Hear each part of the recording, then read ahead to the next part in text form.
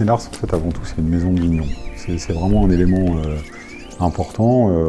C'est pas qu'on ne veut pas citer la notion de coopérative, mais c'est vraiment une entité qui est en fait un ensemble de femmes et d'hommes autour d'un projet commun.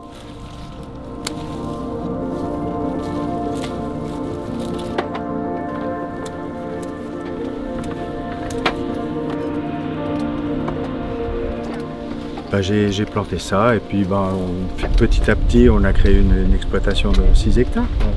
Et puis maintenant je suis content parce que c'est ma fille qui me succède.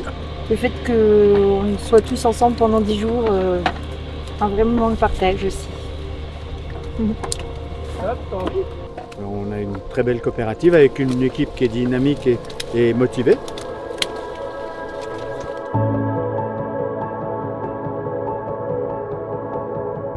C'est de transmettre cette passion finalement qu'on a pour notre terroir et le fait de construire des choses ensemble. Donc il y a toujours une attention forte sur la valorisation de nos raisins et de notre terroir. Parce que la particularité également, c'est qu'on est dans la Côte des Bars, qui est en fait le terroir le plus septentrional de la Champagne, avec une particularité, c'est qu'on est dans la même veine géologique que Chablis. Donc avec des vins qui poussent sur du chiméridien, qui est une espèce d'agrégat de calcaire et de milliards de petites huîtres, et donc des vins qui ont beaucoup de tension, beaucoup de fraîcheur, comme l'ont les vins de Chablis. Donc c'est vraiment un marqueur important, renforcé par le fait que tous nos vignerons viennent des 15 villages autour de nous. Ce qui est assez rare aussi, parce que le champagne est un vin d'assemblage, bien souvent constitué de vins qui viennent de toute l'aire d'appellation. C'est ce qui fait la spécificité de nos vins. Tous les approvisionnements viennent en fait des villages environnants.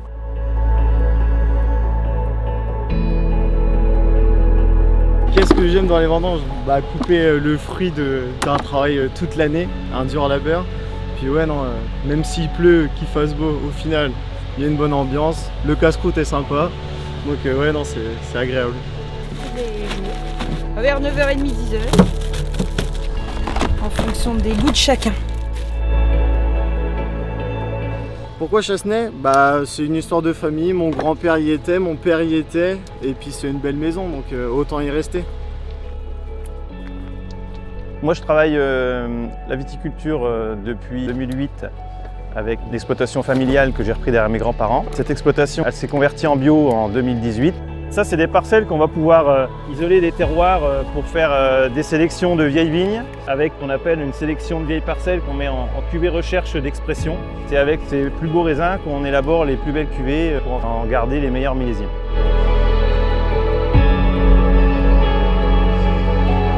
C'est quand même le fruit de toute une année de travail, hein, donc c'est quand même le moment un peu important et puis c'est le résultat de tous les efforts de l'année qu'on a fait. Hein.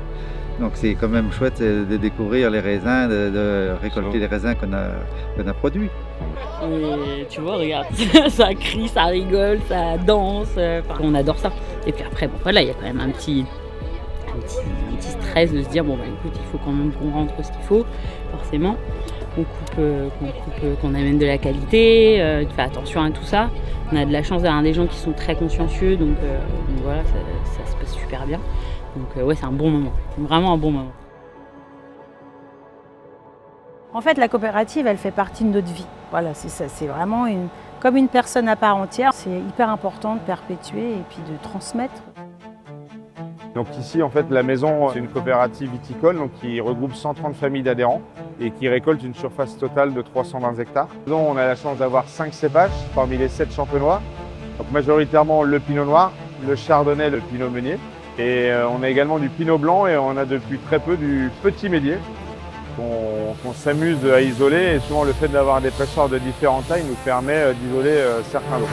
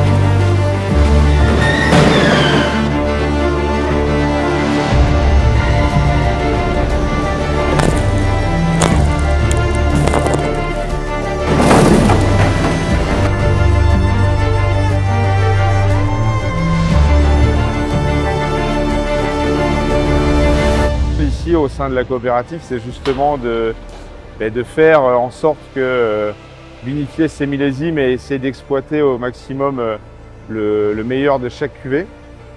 Mais les vignerons en fait, nous font une confiance absolue et c'est à nous de mettre en avant leur travail de toute l'année au sein des différentes cuvées et des assemblages qui arriveront derrière. La force du collectif, c'est vrai qu'on la ressent énormément pendant le temps des vendanges. Enfin, c'est ce qui fait que notre maison perdure depuis bientôt 70 ans. Alors le label Vigneron engagé, c'est important pour la maison. On a pris le pari d'avoir une démarche un peu différente de nos confrères.